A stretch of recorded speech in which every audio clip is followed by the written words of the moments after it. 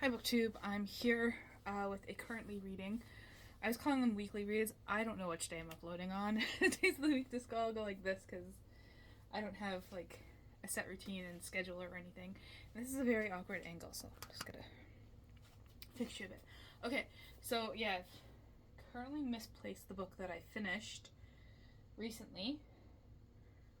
No idea where it is. My place is a mess, so it's probably under a pile of clothes somewhere. So that's Shadow of Night by Deborah Harkness, whatever you pronounce her name. And it's the second book in the Discovery of Witches series. I probably said that already. And it was a continuation. I started reading it in January of 2022, so last year. And yeah, it only took me 2 days to read the last like 350 pages, so almost 400 actually, I think it was. So yeah, it didn't actually take me that long to read it. But anywho, that's the second book. Discovery of Witches is I describe it as Twilight for adults. It's a witch falls in love with a vampire and stuff happens. In the second book, they've gone back in time. They're looking for a specific book. To be honest, the book felt pointless because of how it ended. I was just like, that whole thing for what? For what? Oh well. I'm gonna read the third book because it's still, the characters are entertaining enough that I want to know more and see if there was a point to everything that happened in the second book, besides them just messing with time. It was cool though. She got to meet like Christopher Marlowe, Queen Elizabeth. I don't know if she actually met William Shakespeare, but the epilogue is from his perspective, which is interesting. Yeah, so there's that. I finished, I don't know when my last update, I should probably watch the video before doing this, but I do have their books here. I finished 1984. Yeah, this was a reread, but I hadn't read it since, I don't know if I reread it a second time, but the first time I read it, I was 16. So yeah, it's been at least 20 years.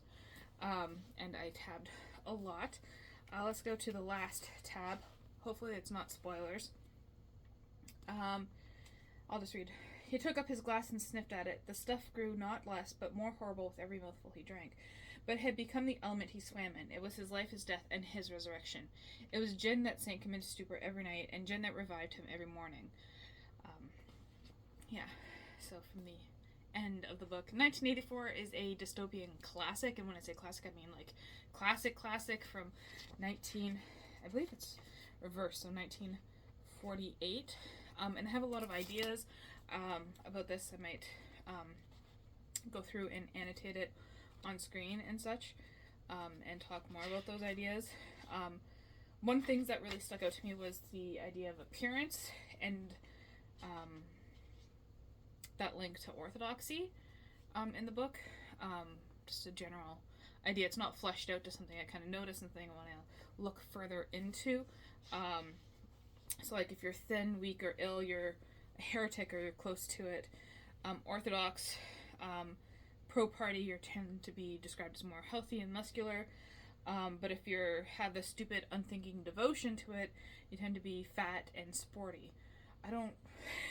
I can see in American history, especially like the link between sportiness and overweightness later on in age. It's kind of like a stereotype, but it's interesting encountering that in the past, as one might say. Other books I've been reading, I've kind of hit a dead end with this. Probably should have grabbed the dust jacket instead of just this book, but this is God's Secretaries by Adam Nicholson. It is subtitled, and I will confirm the subtitle, The Making of the King James Bible. It seems to be more history of the people.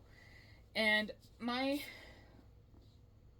problem with this is that Adam Nicholson seems to think that the KJV is the most beautiful piece of literature ever written. And he like says that there's one thing in here. Oh, I've tagged so many things, I don't know if I'll be able to find it, about how like we could not possibly have done this in modern times, and modern times suck. And I'm just like, okay, like I know there are rumors about King James being gay, but like you don't have to go that far. Like you don't have to get down there, and that's vulgar. Sorry.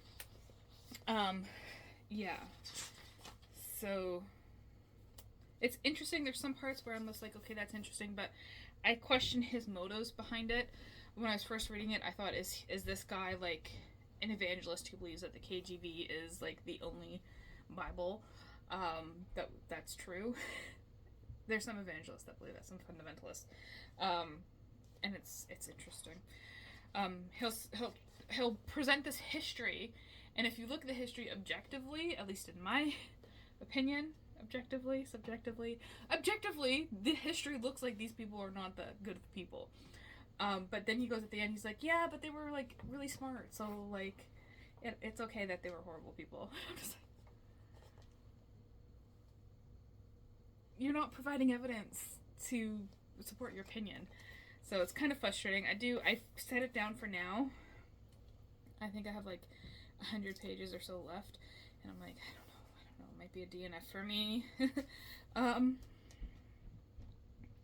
Yeah. There's some...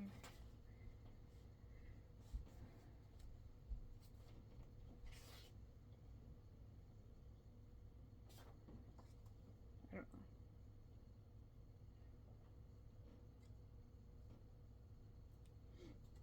Trying to find a part to read.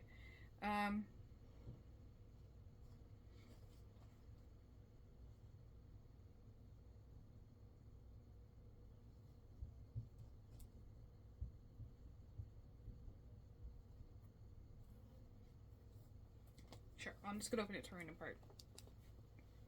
Oh, it's talking about the other English translations of the Bible. That's not something.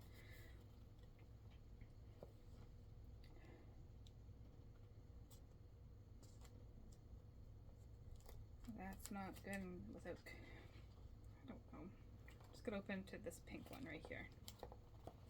The separatists quoted the passage at every turn. Come out from among them, and be you separate, saith the Lord, and touch not the unclean thing, and I will receive you. Sorry, it's written in Old English where the V's are used and stuff. I will receive you, and you will be a father unto you, and ye shall be my sons and daughters, saith the Lord Almighty. The response of Andrews and Bancroft to the emphasis placed on those words, to its implications of God's sanctioned individual freedom, was brief. It was liberty, meaning the thought typical of a man loose in religion, one that thinks he may do what he listeth, as a 1604 dictionary defined it.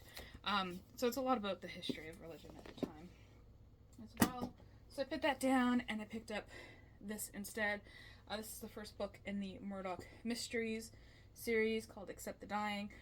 I know Murdoch Mysteries from the TV show, and I love the TV show. Like, I'm currently catching up on season 16. It's already ended, and they're already filming season 17, but, like, it's one of those shows that I always return to and can watch reruns of, and this is the cast from the TV show, and I love it. The book is completely different. Like, Crabtree, this slight little figure here, he's described as very portly and having 4 kids, and in the TV show, no, he's quite the bachelor, and he's very slim, and he's an author, and he's quite witty. He's not that way in the book at all. Murdoch, my biggest thing with him is he has a mustache in the book. You know, just a little qualm. And he doesn't get along with Brackenreed. But, like, they have their differences, but they, like, respect each other. Like, it's interesting. It's, I'm just reading it as a detective novel, a historical detective novel, set in, I believe they say 1895. Has a date. Not the prologue doesn't have a date, but, yeah, 1895, February 1895. So I'm just really reading it not in the Murdoch Mystery TV series world. They're 2 separate things to me.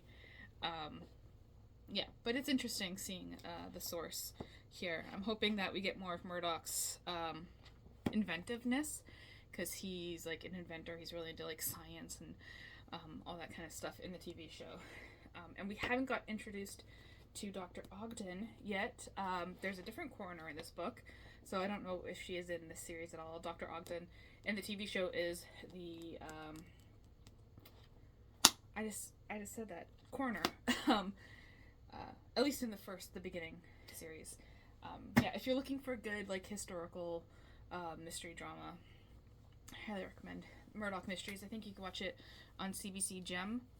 at least in Canada for free. I don't know how it works outside of Canada. That is it. I'm actually have a big plan today to tackle the back room. I'm moving some stuff around and cleaning it and all that kind of fun stuff. So I'm getting an audiobook that is from my TBR, Equal Rights by Terry Pratchett. That's another reread. Been in the mood for like finishing stuff and rereading stuff lately. And so that's the first in the Witches series. It's the third in the overall series. And we follow who's supposed to be the seventh son of a seventh son, but the wizard who passes along this, certain power or staff or something, I can't remember exactly what it was, he's supposed to pass along. He forgets to check the gender of the kid that he's passing along to, and it turns out to be a girl. So it's all sorts of fun gender stuff. I do like that Terry Pratchett doesn't subscribe to stereotypical gender norms. So yeah, that's it for what I'm currently reading. I don't think there's anything else to update you on. So thank you for watching. Oh, let me know what you're currently reading.